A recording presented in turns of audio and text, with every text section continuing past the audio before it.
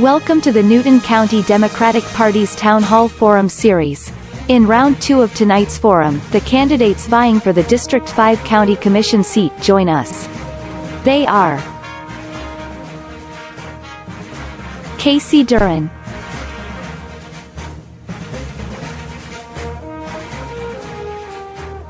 Dorothy P. Edrahita,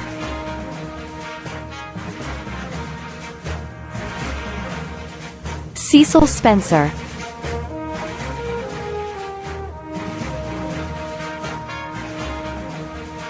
and now, our moderator for the evening. Please welcome our chairman, Ryan Barrett.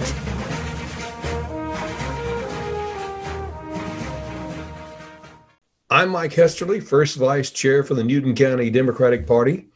This forum is for Newton Board of Commissioners, District 5. Candidates Dorothy P. Edrahita, Cecil Spencer, and Casey Duran will take questions from Newton Democratic Party chairman and moderator Ryan Barrett. Ryan? Good evening, and thank you, candidates, for joining us for this forum tonight. Thank you to our neighbors and fellow voters for tuning in with us. 2020 is the most pivotal election of our lifetime, and solid leadership is a necessity. Now, I will review the guidelines of this forum that you received prior to this dialogue. These are the guidelines for the forum that the leadership and candidates have been given. I will call on candidates in alphabetical order by last name. When you are called on, you will be unmuted by the host, and you'll be provided up to 2 minutes to give an introduction of yourself and your campaign. I will ask a question that was submitted at random. Candidates will be called on to respond in alphabetical order by last name. The candidate answering the question will be provided 1 minute to respond. If an opponent is mentioned in the response by another candidate, the mentioned opponent will be afforded 30 seconds to respond. Time will be called by the first vice chair, who is our host for the evening. All candidates will not necessarily be asked all questions. The allotted time for this forum is 1 hour. If all questions have been given the opportunity to be presented, I will then recycle the questions and continue in the order previously mentioned until the time is called by our host. At the closing of questions, I will call on the candidates again in alphabetical order by last name, and you will be afforded an additional 2 minutes to give a closing statement. This forum is live streamed on Facebook. All comments are disabled and removed to ensure that the focus of this forum is on the candidates and not on individuals wishing to cause an outside disruption. At the end of the forum, you may find a recording available on our YouTube and Facebook page. Now, I would like to call on our candidates to give their opening statements. First, Mr. Casey Duran. Mr. Duran? Can you hear me okay, Ryan? Yep. Good. Hi, I'm Casey Duran. I'm running for District 5. I want to thank you guys for having me out here tonight. I was telling them earlier, I told Dorothy, I was like, it's nice to have a date here on Friday night at 7:30. I was born and raised in Rockdale County, neighboring Rockdale County. I moved to Newton County in 1994. Actually, I've lived in District 5 ever since I moved here, so I've always been in District 5. I own a business actually in District 5 as well. I raised a family in District 5. They've since grown up, and my son lives over in District 3 now. As far as experience goes, I have 10 years experience in government. Currently work full-time for another municipality as well. I have 15 years experience in private industry. As far as my education goes, I put myself through college. I have the student loans to prove it. I can promise you that payment comes out once a month, and it's a big one. I have a master's degree in compliance law, a bachelor's degree in human resources, associate's degree in accounting, and I have numerous certificates and awards. One thing about me, I'm well connected within the community. A lot of people know me. I coached soccer for 15 years here in Newton and Rockdale County.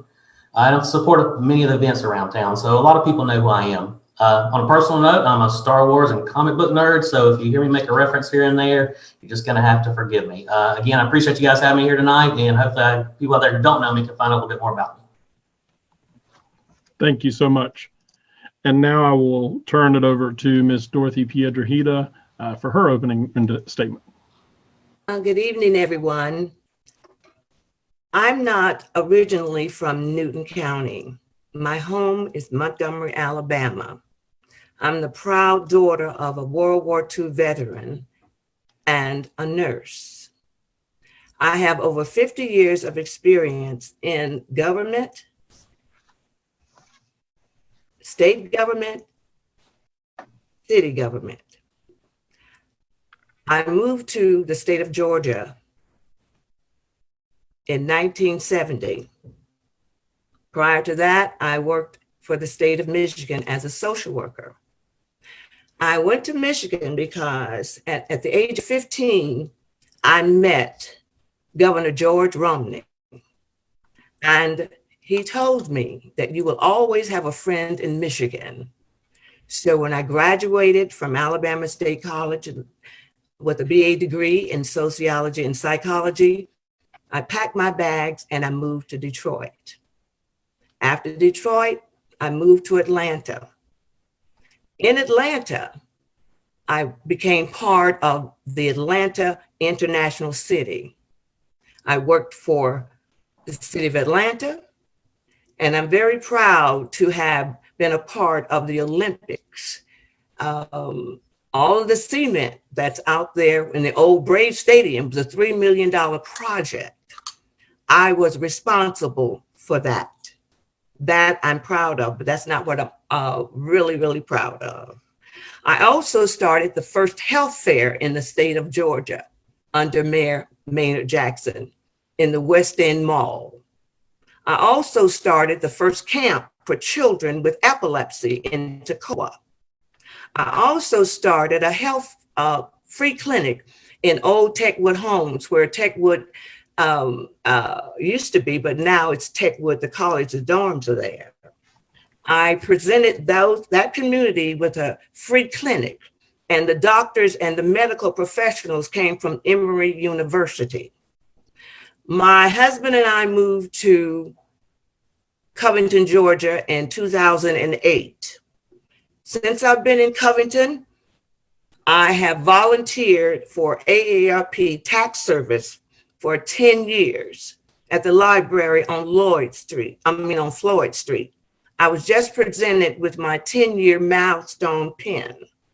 I am a humanitarian.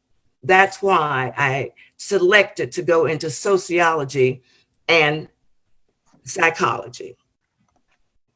And I've traveled every 159 counties in the state of Georgia when I worked for the Epilepsy Foundation. Time, Dorothea. Okay, well, that's enough. Thank you for cutting me off. Thank you. And now we will turn it over to Mr. Cecil Spencer for his opening remarks.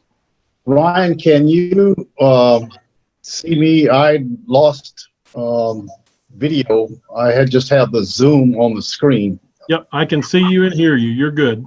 Okay. First of all, my name is Cecil Spencer. I moved to Covington in 2010, and I want to get a shout out to the first responders, law enforcement, fire department, also to the nurses and the doctors for their efforts in trying to curtail some of this COVID-19 problems that we're having here today, which has been a devastating situation for most of all the people. And I think they're doing an excellent job. Most of my time I was in Seattle, Washington. From there, I was in Texas, and I went to Prairie View A&M College, and from there on to the United States Coast Guard, where I was a radarman and what you call a backwards writer status board keeper. If no one knows what that is, theoretically, I had to write backwards so somebody in the front could read it forward. And that was doing a what you call a military exercise program. From there, I was an insurance agent, and before I even finished my tour duty with the Coast Guard, I was recruited by an insurance company, which I didn't really apply for, but it was a very successful adventure. From there, I was recruited by two other major companies, Consolidated Freightways and R.J. Reynolds Tobacco. Neither one of them I applied for. But nevertheless, I went with Consolidated Freightways, and my career started from there, where I was over there for over 27 years as a expert in the facility management and handling the freight cargo between the port of Tacoma and port of Seattle and from the logistics centers of Tacoma and the Seattle with major terminals. I was then asked to take a position here in Atlanta in 1989. I was called by the president of the company to come to Atlanta and head up a major consolidation logistics center in Atlanta, which was basically in trouble. There were 4 other major components of that operation, and I was chosen to come in and correct it because they lost over $4 to $5 million each and every year. Long story short, it took basically 6 or 7 months to we turned it around and start making a profit. I want to be a voice for the community here in Covington, and being a commissioner in District 5, to be a voice for the people so I can carry ideas and thought patterns to the committee so we can get good ideas and feedback on what the actual Time, Cecil. okay.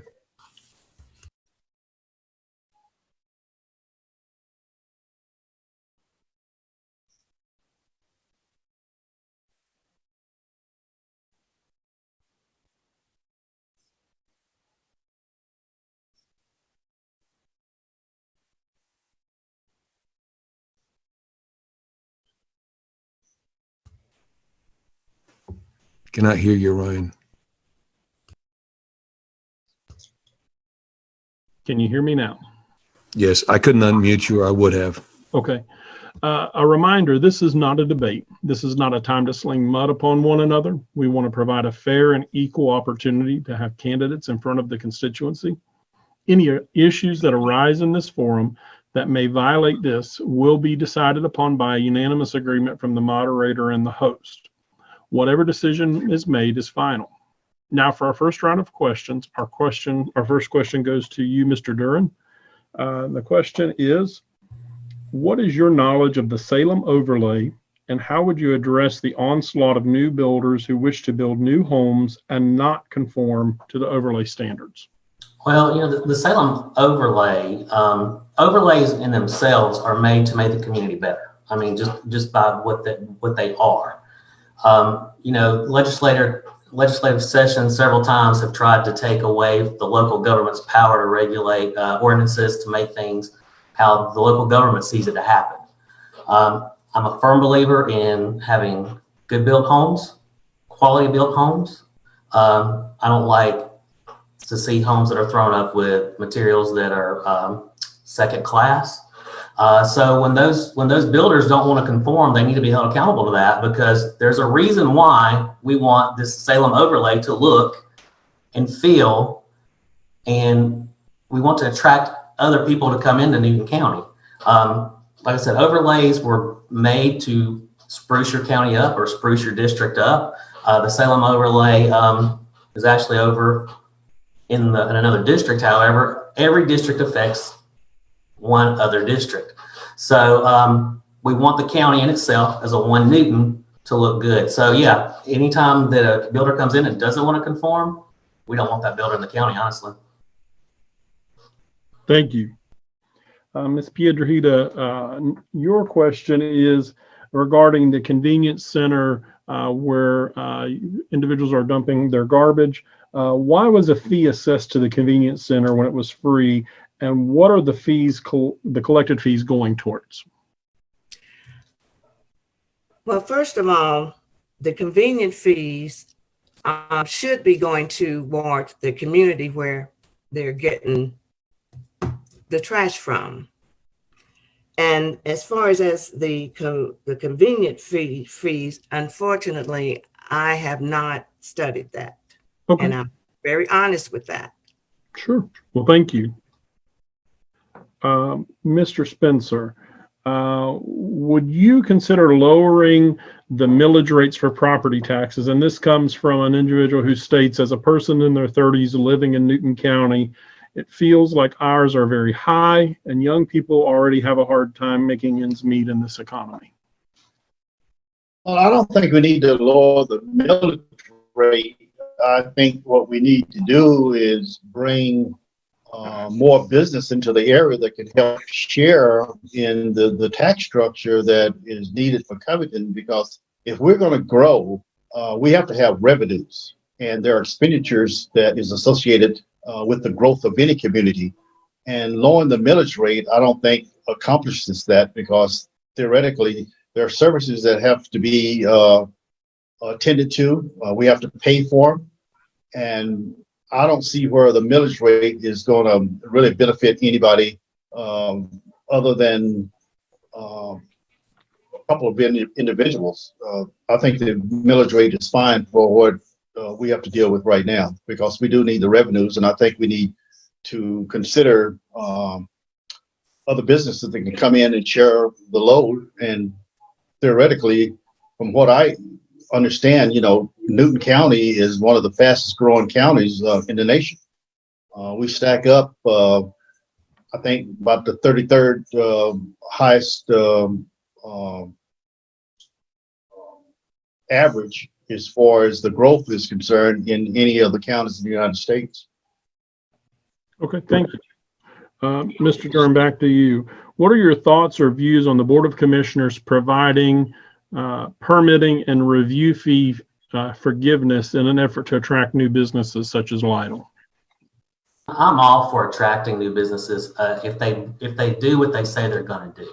My problem is we give tax breaks to companies who say they're going to bring in 1,500 jobs in a 10-year span, and in a 10-year span we see 250 jobs. I have a problem with waiving fees for the same reason. My thing is, if you promise you're going to do something, and we're going to give you this, you need to keep your end of the bargain, because what happens, here's the thing people don't realize. When you do a tax abatement, or when you do these fee abatements, who pays for it? Dorothy pays for it. Cecil pays for it. Ryan pays for it. The big corporations don't pay for it. So again, if these corporations, I'm all for our economic development. I don't even going to get there. But if we're going to give you something and you're going to make a promise, I expect you to keep the promise. If you don't keep the promise, then I think they should pay stuff back, honestly. Okay, thank you. Dorothy, what ideas would you have as a county commissioner to facilitate safer and more convenient voting for our county, such as Sunday early voting, voting absentee by mail? And with your ideas, how would you make them permanent? Well, first of all, I do believe we need Sunday voting. I believe we need the opportunity to register to vote the day you vote, the morning you vote. I would make sure that all of the voting rights are continued to be extended. I've worked very closely with voter rights back in the 1960s. When Johnson signed the bill, I was a part of that. And we see that it's being slowly diminished. People need to be protected. People do not need to pay poll tax. And I believe we paid when we were sent the absentee ballot, and we had to affix a stamp to it. I do believe that is a poll tax. Voting is a right. It wasn't always a right for everyone, but it was a right after President Johnson signed it. I would certainly work very closely with the state of Georgia and our representatives to make sure. Sorry, thank you. You're welcome. Cecil, what will you do in the district specifically with our current budget to balance it, but also help our senior citizens, youth, and community to flourish? Hold on one second, Cecil. Okay, now go ahead. Okay. In any budget, you have revenues and you have expenditures, and you have to gain those revenues, and then you have to allocate as to what the expenditures are. You have to look at the previous budget to see where the funds were used and how much was used and how much was saved if we were over budget or under budget. Quite naturally, we want to try to take care of our senior citizens. in those areas. They're vital to our community. They serve their duties. But in any case, we have to balance the budget. And in so doing that, revenues have to be obtained in order to justify the expenditures. And if there's something that needs to be tweaked in order to come into the budget, maybe something needs to be taken out or even added to make it more presentable so that the seniors can enjoy for whatever they need, a positive lifestyle. All right. Thank you, sir. Casey, how do you feel about the fees that are associated with the convenience center? Oh, hold on. Mike, can you unmute him? Okay, go ahead. The fees are assessed by the Solid Waste Authority. They're not assessed by the commission. I understand the concept behind the fees. I wish all the convenience centers were still open. I hated that they were shut down. But I think everybody should be concerned of where the fees are going. I think one of the questions you asked, about is about where the fees go, and I think what gets skipped over a lot of times is the taxable bond that the SWA is having to pay for the lawsuit that we had. So I mean, that's where some of that money's going. I'm assuming that the Solid Waste Authority has a line item for collection of fees at the centers. I'm just assuming that because, like I said, they're not, that the SWA was created and they handle all of that, even though the taxpayers pay for the landfill. So I get the concept behind it. I wish there was a way the county, and I also understand there's things you have to make decisions, and sometimes they're hard decisions and unpopular decisions. So in theory, I get the reason why it was reduced, or why the centers were reduced and the fee was implemented. Thank you. Dorothy, tires, trash, and furniture are something that have been noticed more on the roadways in the rural areas of Newton County. Do you feel this is a result of raising fees on the dump pass or no? And how would you address the issue of garbage on our roadside? Well, that is one of the items that I'm very concerned about because it is increasing on the roadsides. I've called several times to out 162 to have them come out and clean, and they've done an excellent job of doing that. It may be because people do not want to pay the money for the dumpsters because there was one over there on Brown Bridge Road. That could be it, but I'm not sure that that's all of it. I would think that we have new residents coming into the county and they're just lazy. They don't see that when they put their trash, it's an eyesore and it's bad. And they just do not feel that it's necessary. One thing I would be interested in is to work with the state to make sure that perhaps we could put signs up on our country roads to say, keep Newton County beautiful. Because it means something when you're driving down the road and you see trash. Trash is just not a good thing to have. It means your community is growing, as Cecil has said, but it might be growing in the wrong direction. Thank you. Cecil, what would you do to shut down companies that pose a health risk to Newton County residents? Well, I think, Brian, what we're talking about is that the BD plant that's on Industrial Boulevard, I think that the plant was in the news along with the Smyrna plant as far as admitting toxins into the air. A lot of this, I think, has to do with the fact that where's the EPA?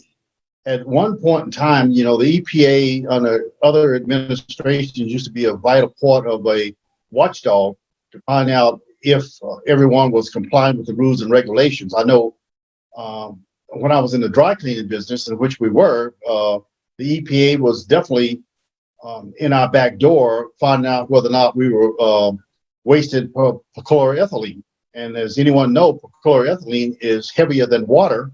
It will sink to the bottom of the ocean. It just keeps going. So there should be a watchdog committee that will police some of these here large industrial plants, knowing fully well that they are a question mark to begin with. And I know they're probably doing a vital service as far as cleaning, the different medical materials and so forth. So I assume they're going to be reused again. I don't know where they were doing this particular time with this COVID-19 that, all of a sudden the masks disappeared, the gowns disappeared, everything else disappeared, and everybody was running because all of them were sent to China or someplace or some other country. It's hard to believe that we didn't have a stockpile of those things to do, but in essence, the oversight and the inspections should be one of the main programs for a new administration to come in and do a watchdog on. Thank you. Casey, why should voters choose you over your opponent? Look, I'm connected to the community. I've been, like I said, I was born and raised next door. I spent a lot of time here before I moved here. I've got experience in local government. I've got experience in state government. I've done a lot. I've seen a lot. I think as far as background and community involvement and just as far as people know who I am, I just think I'm the better candidate of the three. Okay, thank you, sir. Dorothy, what is your knowledge of the Joint Development Authority, or the JDA, and what's its importance?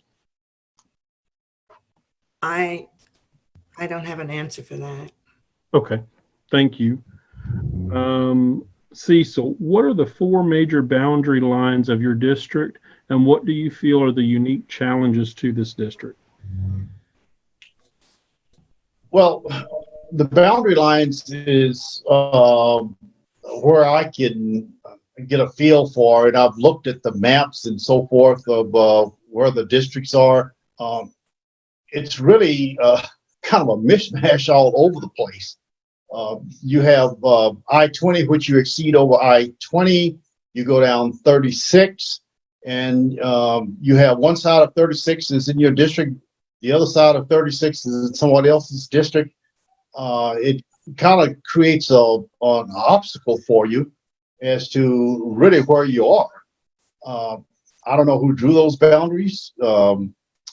It's hard to say, but I understand why they did what they did, because they wanted to get a concentration of voters in a particular district for a particular purpose.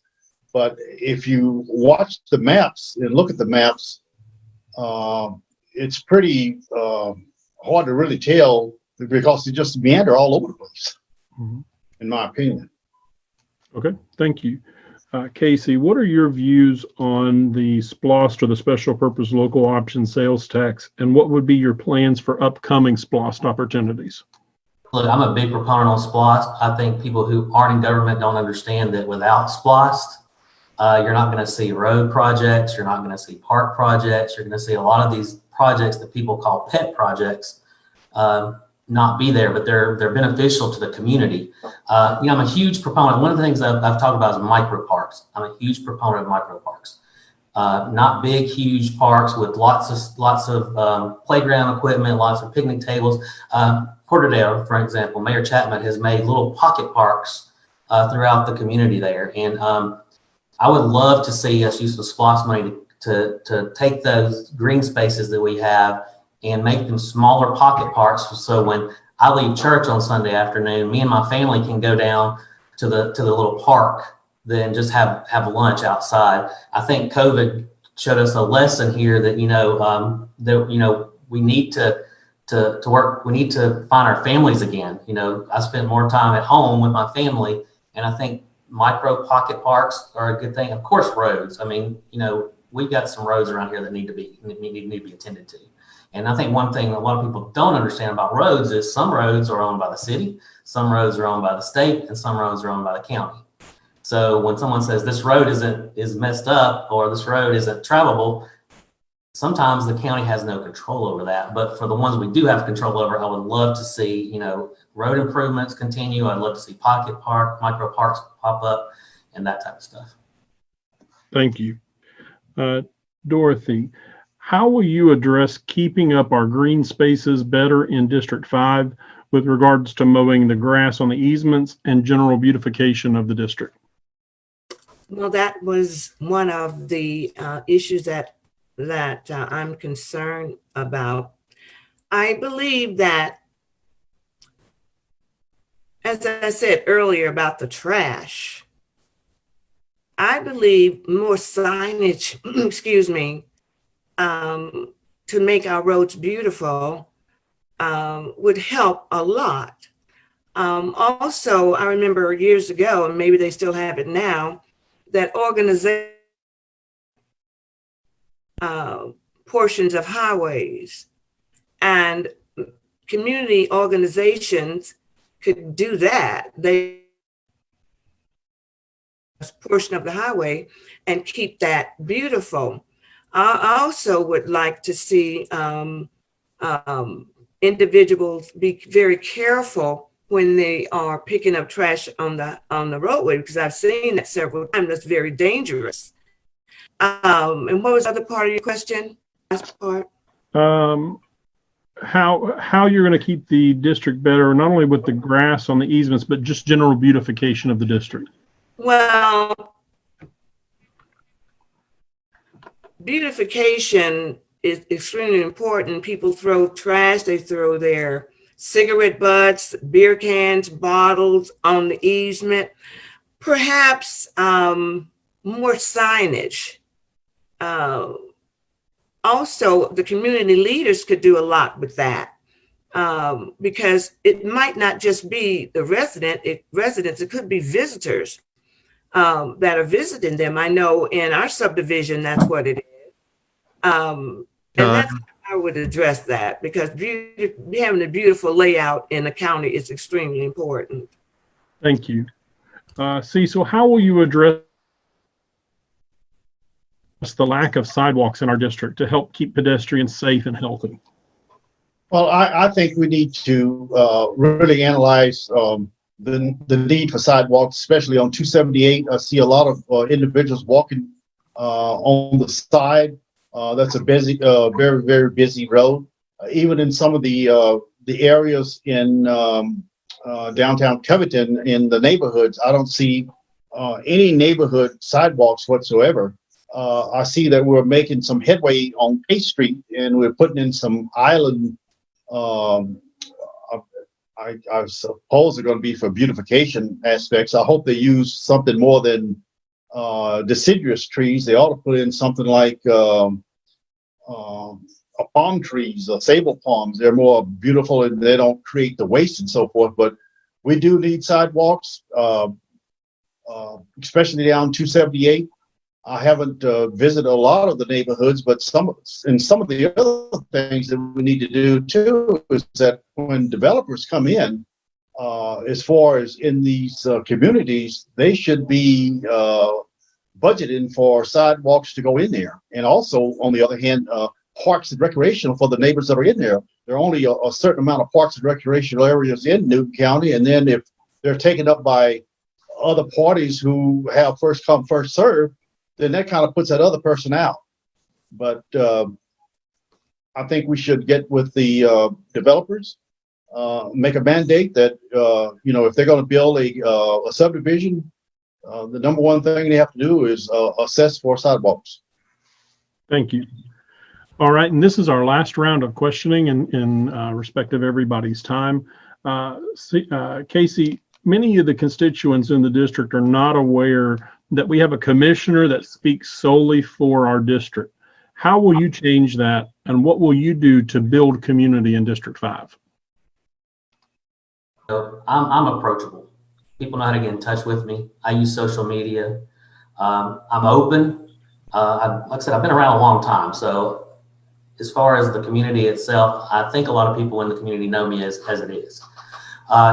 Using social media is one thing that I think that's going to be, as far as changes go, definitely going to go that route. emailing and making sure we stay in contact with each other. And like I said, I've always said this, this seat, just because I'm sitting there, doesn't belong to me. It belongs to every person in that district, even the ones who didn't vote for me. So, staying engaged, keeping an open mind with everybody, and just knowing that, when they express an opinion or some criticism, sometimes you gotta have thick skin sometimes, and especially in government, believe me. Taking those ideas and being open to people and being approachable. And like I said, I've been around a long time, so a lot of people know who I am. A lot of people, I'm friends with a lot of different people in a lot of different areas. So, just being connected as I am now and continue staying that way. Thank you. Dorothy, your final question. How will you better allocate funds in our highest crime neighborhoods in Newton County? Repeat that question. Sure. How will you better allocate funds to our highest crime neighborhoods in Newton County? Well, first of all, I believe that the community constituents need to be a part of that, because that's their community and they know what's going on. One thing that I would do is to develop a community liaison, and sort of like an ambassador, that we would meet, have a monthly meeting, and with those funds, then we can better understand what's going on in that community and why the crime is in the community. First of all, I visited a community off of, I believe that road intersects with Salem Road, 162.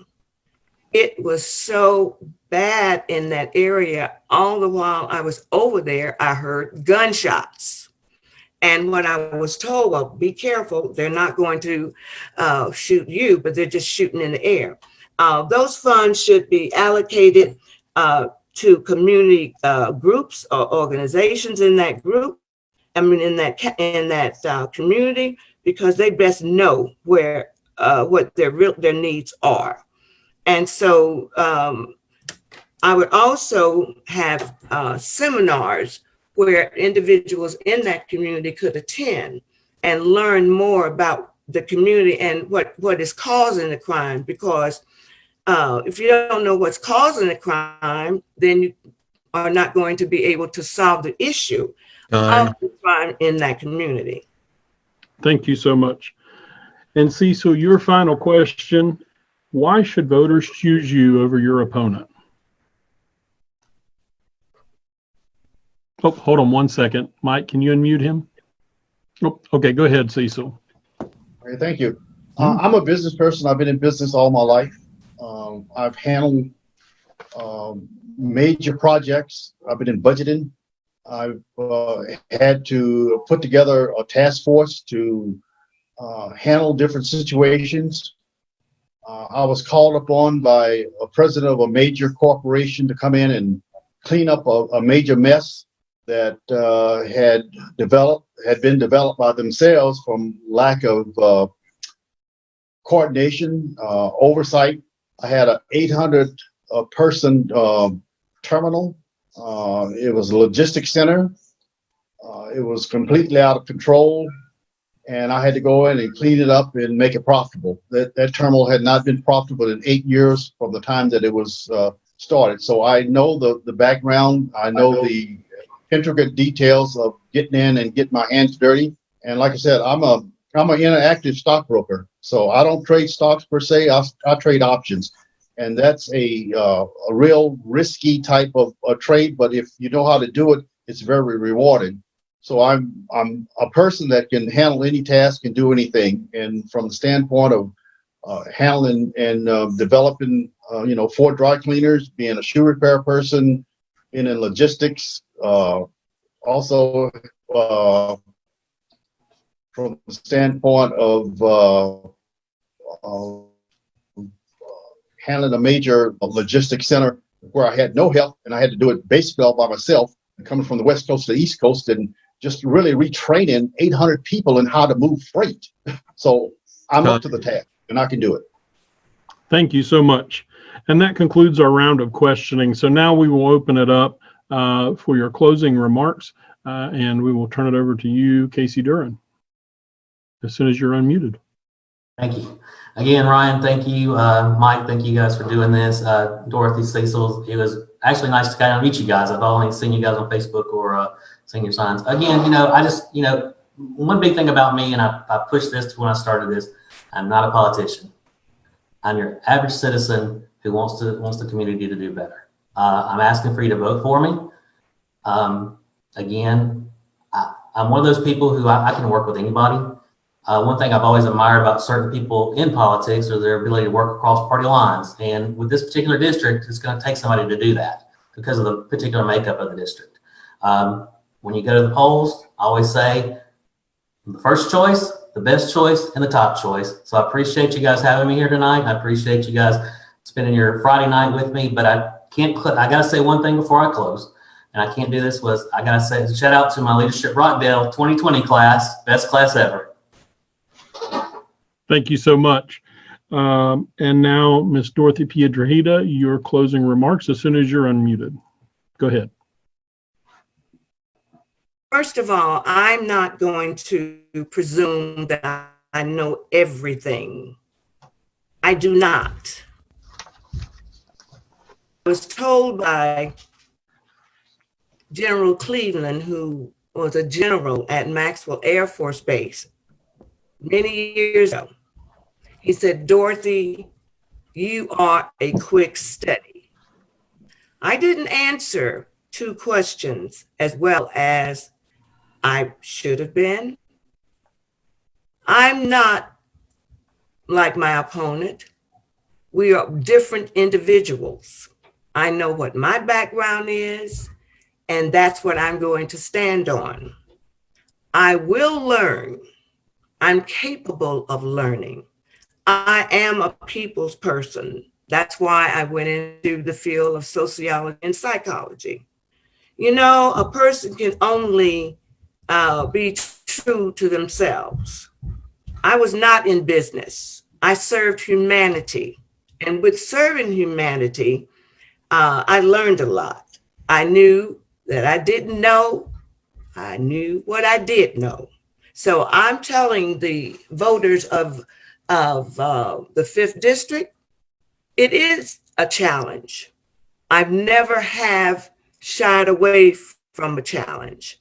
My background is different from Cecil. And so, but I have a very stellar background.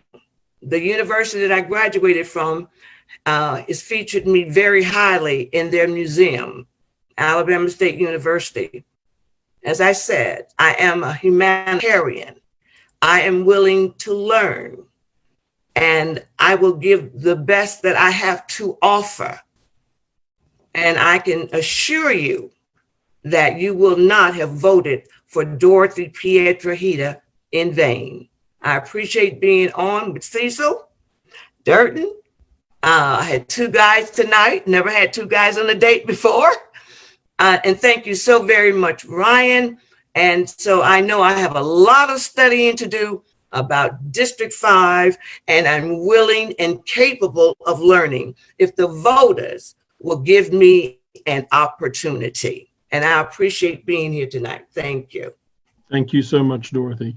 And Mr. Cecil Spencer, I will turn it over to you, sir, for your closing remarks. You are unmuted. Okay, thank you very much, Ryan. I think this was a great forum that we're in, and to the constituents in District 5, I want to be a voice for the people.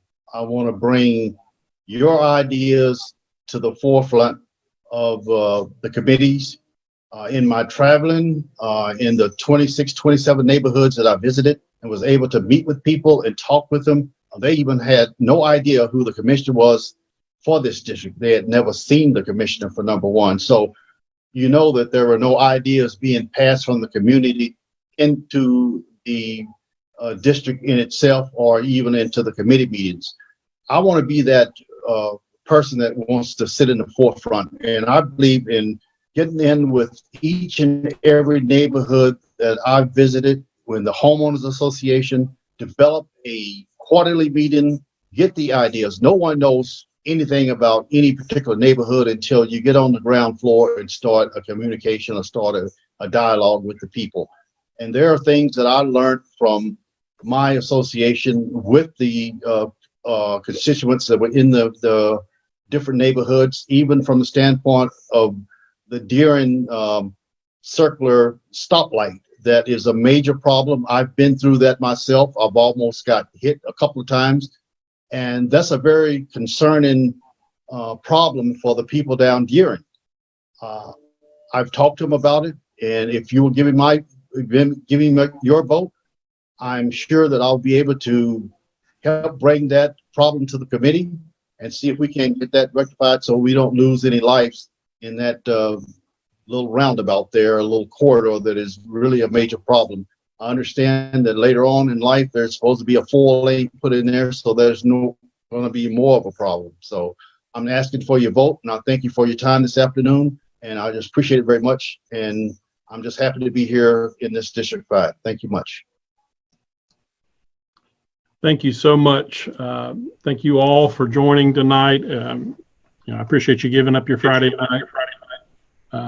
So I really appreciate this. I would like to turn it over to Mike Hesterly, who's going to make some final announcements. And be sure to join us next week as we will have the U.S. Senate candidates on for a forum.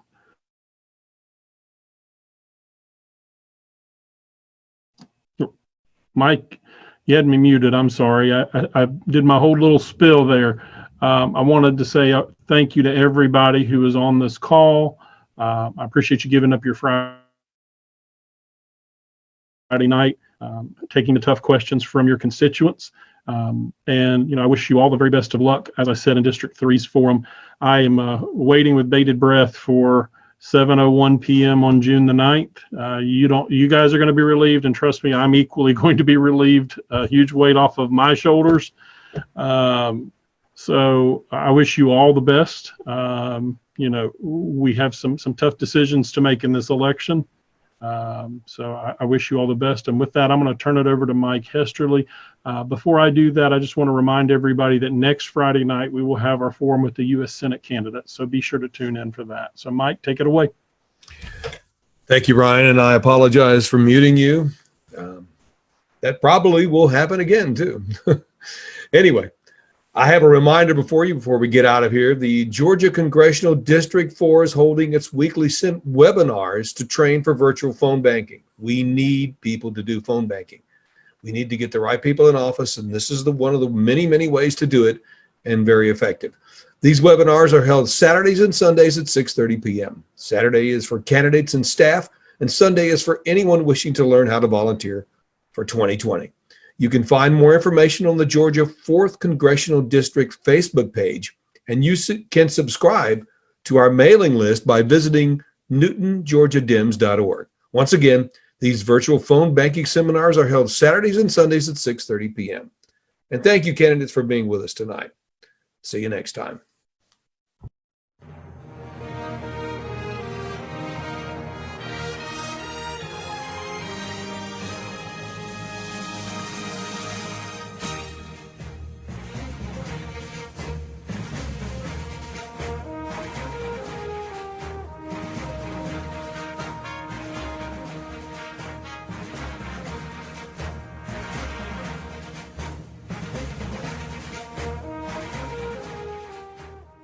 Paid for and approved by the Newton County Democratic Committee.